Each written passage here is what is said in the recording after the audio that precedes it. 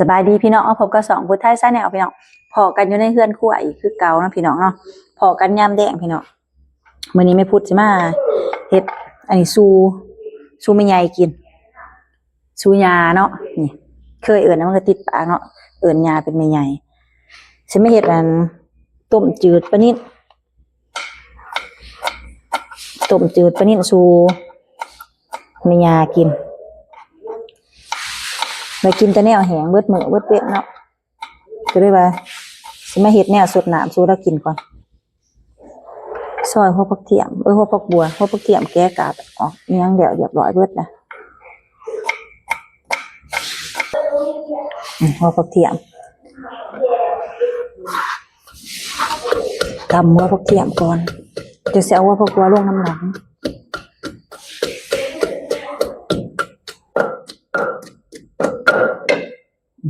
เอาหัวผักบัวใส่ตัวสิจุ่มปลาไว้ใส่หม้อน้ำซุป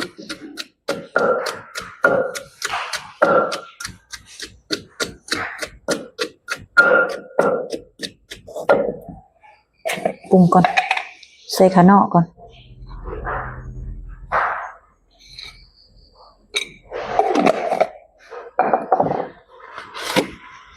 เกลือใส่แต่ข้าวเหนียวกับใส่เกลือ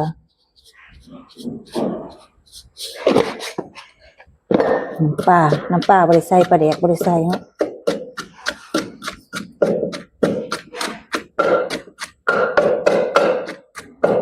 ตำไปตำมากกับแสบตาหัวผักเทียม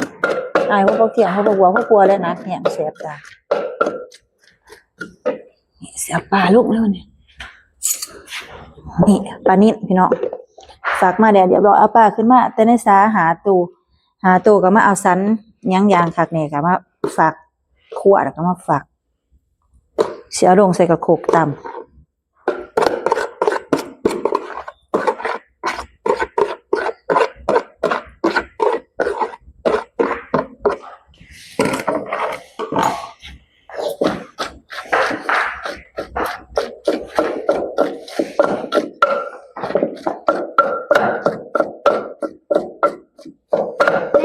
เดี๋ยว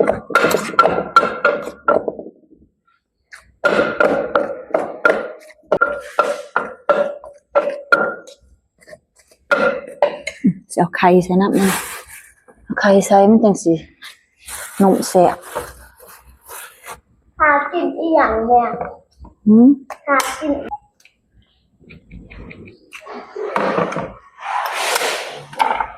ใส่2 หน่วยด้วยเป็นอีหยังเนี่ย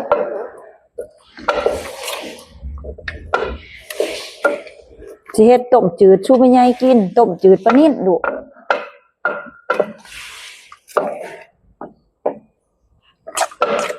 มันขมบ่ขมหมังหาขมลูก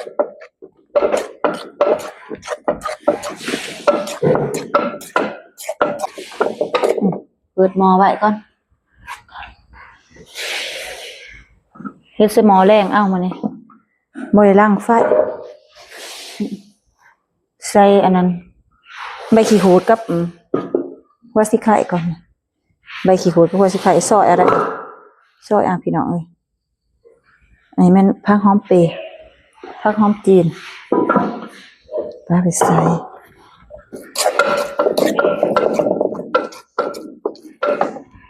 ก่อนซอยผักบัวใส่ก่อนโอ้ดื้อเอานี่ใส่เดี๋ยวเอาผักบัวไปใส่ก่อนผักบัวหัวใส่น้ำมันหอม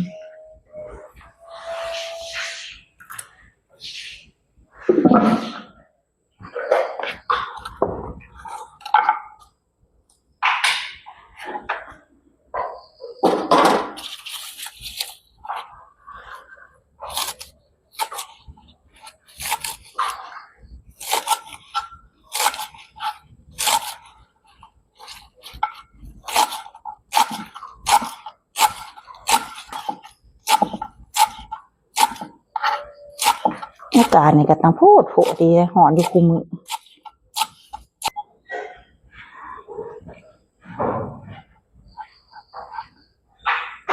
เ ตัวนี้สิจุงปลาไว้ใส่ในน้ำซุปน้ำต้มบ่ได้ใส่บักพริกเลยสิเฮ็ดอันแจ่วเอาโอ้เก่งได้ดูอันประตูไว้เด้อมันคำหน่อยเด้อก็กะแจอยู่บ่ทาหมอฟด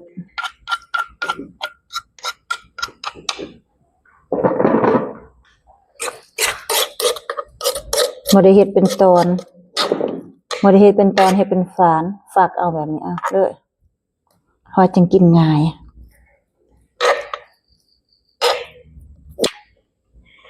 หมอฟดล่ะ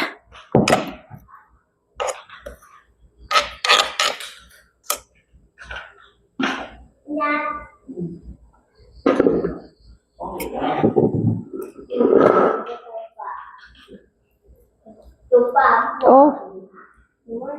น้องสิกินอยู่ไว้น้องใส่ผักลืมปรุงก่อนใส่น้ำปลาก่อนกินใส่น้ำปลาน้ำจังว่านี่เด้ของในคนกินหยา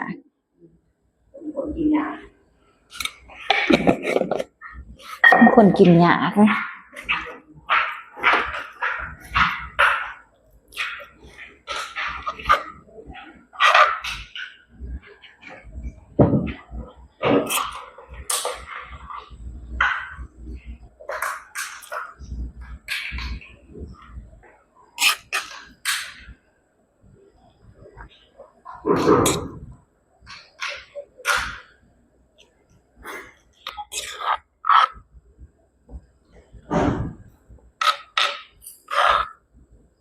ได้หลายเติบเนาะปลาหาตัวเลย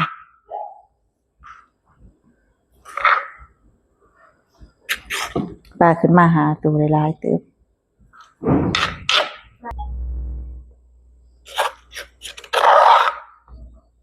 โอ้อันสุดท้ายจะเป็นไง ยังไงนะมันจึงเสียมันจึงเต็มปากเต็มคำจังสิเต็มปากไม่ใหญ่ เคยกินบ่ตันนะแกงต้มจืดปลานิด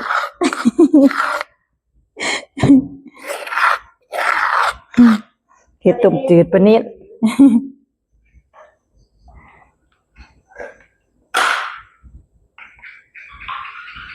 เดี๋ยววันนี้งมใบรอถาปลาสุกว้าวแต่แสบเนาะ ไอท่อนมีไงได้กินของแสบแล้วมื้อนี้นี่กระเจี๊ยบเอากระเจี๊ยบลงก่อนลงเลยแบบผสมผสานเลย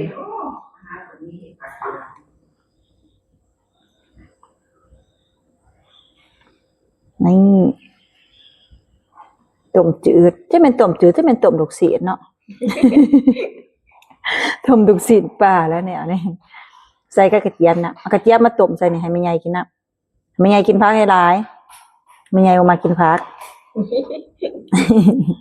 เอามากินผักเบาหวานก็คือกินผักให้หลายเพื่อลดเบาหวานลองชิมก่อน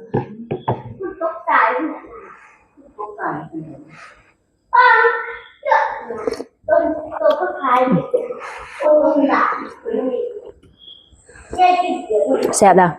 แต่ว่าอยากจางๆแน่แล้วบ่เฮ็ดนัวดอก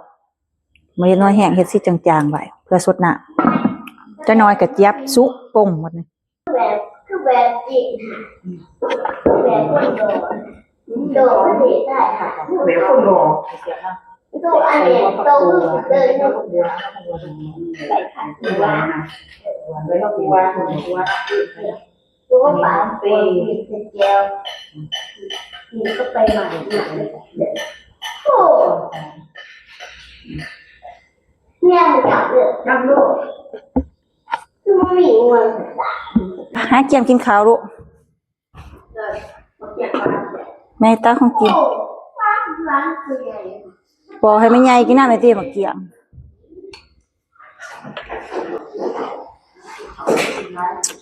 กินสมแล้วสิมากินข้าวเลยสิบ่แซ่บเลยเค็ดแขว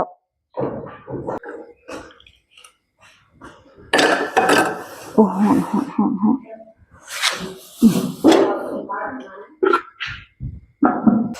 ข้าวหอนๆว่าสิเฮ็ดแจ่วหรือบ่เฮ็ดหรอกเอามาขอสิตักให้จ้ะตัวนั้นของชมหักของร้านเอาข้าวหอนๆมันจังแซ่บเอาบวงเลยติลูกบวง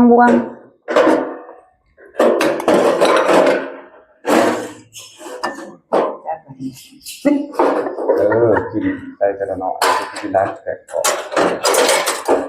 กินทีน้อยให้มันกินได้มันแข็งกระเพาะเพราะเธอมีแนวกินหัวเก็บมาย้ำแก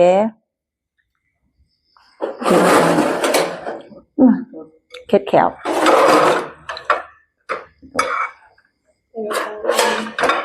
ใส่ปลาแล้วแม่เดินด้วยทางดังค่ะ แซ่บ ใช่ป่ะ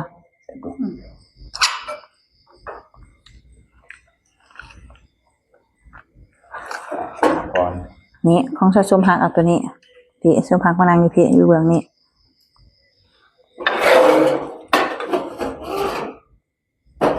แฉบอยู่วะดุยกโปะเลยติ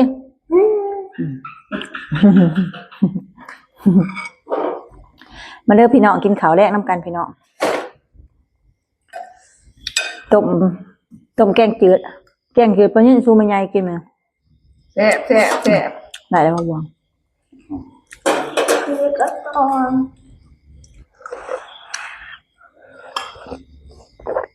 กินสมก่อนแล้วมากินข้าวมันซื้อแบบเค็ดแขวแห้ง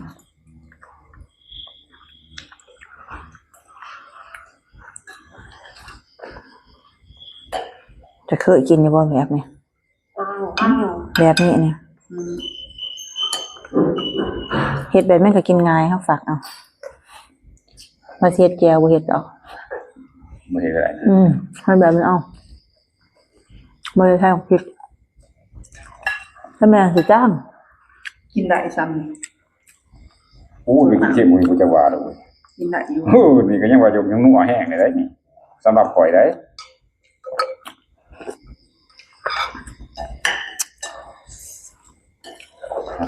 บ่อันนี้จะจำเป็นให้รูดได้เลยอย่าสิไปว่ายองคือเก่าหรือจำเป็นให้รูดตรงโอ้เอาใส่หลายๆเอาด้วยอาหารของกิน ลดพรความเครียดแล้ว ลดความเค็มลงใส่อาหารหลายขึ้น กินไข่มากระเจี๊ยบเนี่ยบ่อยากก็ต้องได้กินแต่ว่ามันเป็นหมึกเมือกแต่บ่รู้สึกอยากมันบ่อยากมันก็มีสรรพคุณหลายเฮาก็ต้องกินไข่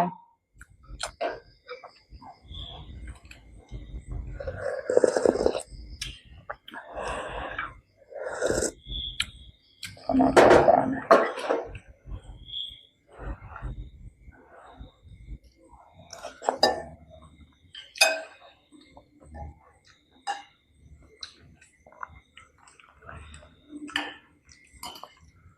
โอ้ยลือๆมาลุเพิ่มมาลงเลยเด้ ไอ้แท้กินน้ำกันนี่แหละ กินตอนใหม่ๆมันจังแซ่บนะมื้อเช้าจะเอาไปเข้าในตู้เย็นให้เจ้าพวกกินได้กินก็สิบอกมันจะเป็น เอาลูกเพิ่มมาให้แม่นะ แบ่งกิน เอาลงมา เอาแบ่งกินน้อยหนึงมื้อเช้าเขาสิกิน มาให้แม่ยายแล้วกินลูกเพิ่งก็มีแล้วพี่น้องนี่ให้ลูกเพิ่งมานี่ซื้อมาให้แม่ยายกิน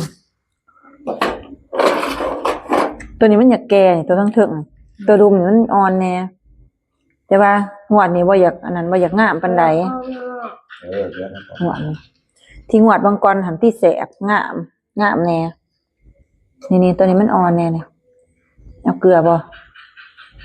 เอาเกลือเอาเกลือมาโหย จะแบ่งออกไป บ่นะกินนี่ก็ได้นะนี่ มันเป็นงาน มันจะบ่เป็นเงิน เอาใส่สวยที่กันซะ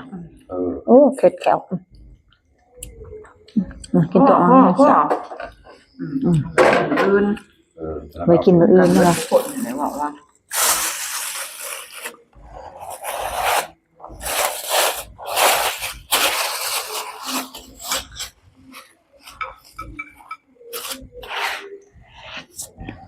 ลือก็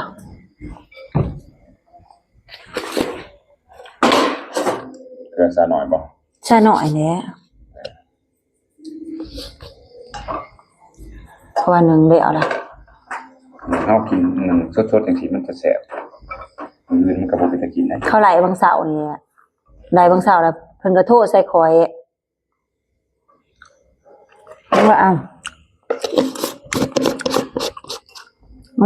แสนหาค่ะเกือบเข้า2 โล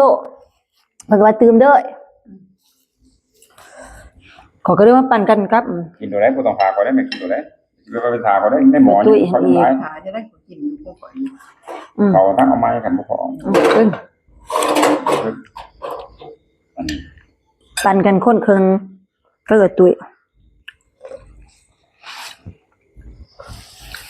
เขาก็หุ้มเป็นหมอพุ่นหุ้มจักถ้วยลูก3 ถ้วยบ่ ต้องไปท 2 ถ้วยครึ่งบ่ เอากินเนาะ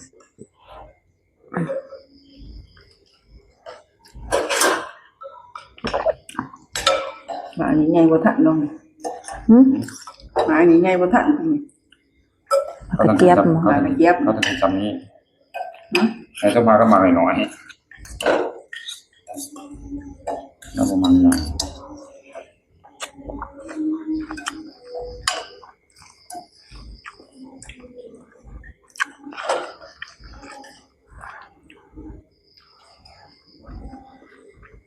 กินข้าวหน้า เออ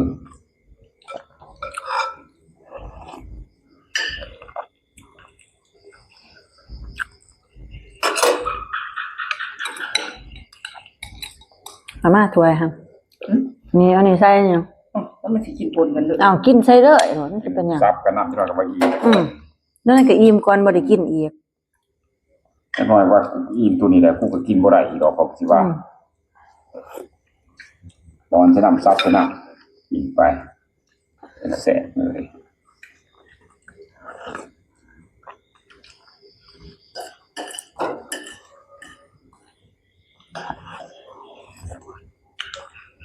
ดูจะเอาบ่ตัวเผิง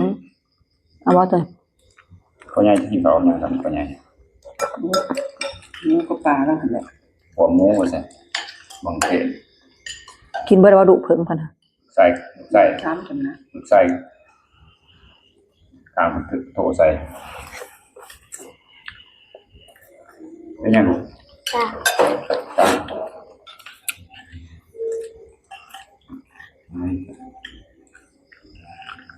คือต้นหอม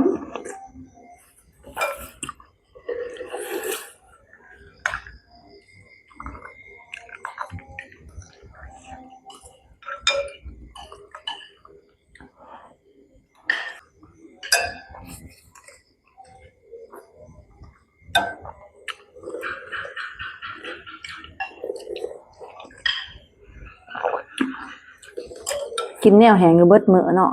สิมาให้กิน เขาก็ดุเผิงอีกก็หายกลัววายสิ หัวไอเอาไข่ลงไปไปไล่เองคอยไปฝ่าเดี๋ยวคอยกันเว้ยหากินเองเรื่องแม่ลูกที ไข่กับแจ่วแม่นบ่ เดี๋ยวจะให้แม่ที่แม่จะกันน้ำปลาพ่อแม่คอยไปหวายฝ่ากินฝ่าไปกันเว้ยปานนั้นยังบ่ทันบ่หนาไปเปิดกีฬาก่อนเส้นบ่ทันได้เอาหัวบ่ได้เอายาเพราะว่ามันตัวเองว่าเอาไปก่อนหมู่เอาขึ้นจะถ่ายไปไหนขึ้นไปบนแดนขึ้นมาวิชาการด้วยอยู่แดนน้ำหลัง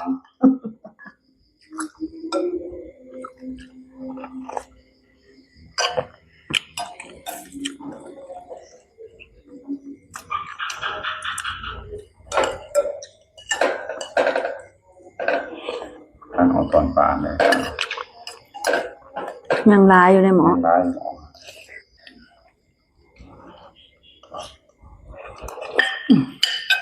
แซ่บๆพี่น้องอาหารมื้อนี้พี่ตัก2 เทื่อตักแซ่บหลายอิ่มเลยได้ขอเบิดถ้วยหนึงน่ะพอละ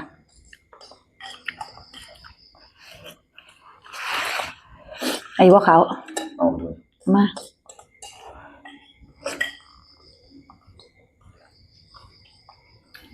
กินดีในตะยามแดงนะหมอหำกะน้ำเจ้ากินทั้งเจ้าทั้งแดงแบบปับ หวยของคนมีเบียกเนาะ โต๊ะก็เรื่อยๆแล้วก็เห็น ไปก็มีเบียกเพราะไผเพราะมันก็กินทั้งฝาวทั้งฟังแล้วยามเช้ากินยามแดงเอ้ายามแดงก็ได้นั่งกินข้าวพร้อมหน้าพร้อมตากันยามเช้านี่ไปไผไปมันฝาวเด้ไผก็มีเบียกเพราะไผเพราะมันเนาะ โต๊ะเรื่อยๆแล้วมันต้นใส่รอกกินไปชดข้าวเปียกแห้งจมกินเดียวบางนานผมบ่ทันนั่นชดข้าวเปียก เวียดยังบ่ บ่ ทอ จำกินบ่ จีนกับบ่ทอ บ่ทอยเนี่ย จีนหันเป็นบางคน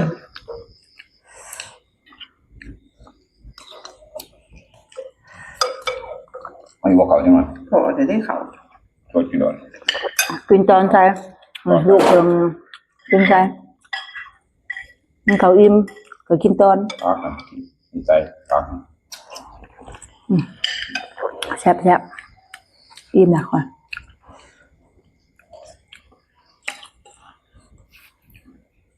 แซ่บได้พี่น้องอาหารมื้อนี้กินยังไงด้วยจะเป็นไงก็ว่าบ่เคยกินแบบนี้จักเทื่อเพิ่นว่า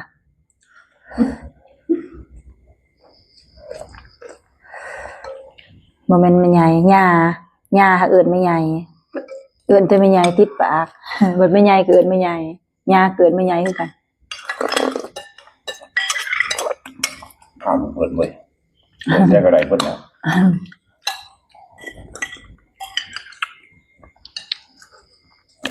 พอกันคลิปหน้าพี่น้องบ๊ายบาย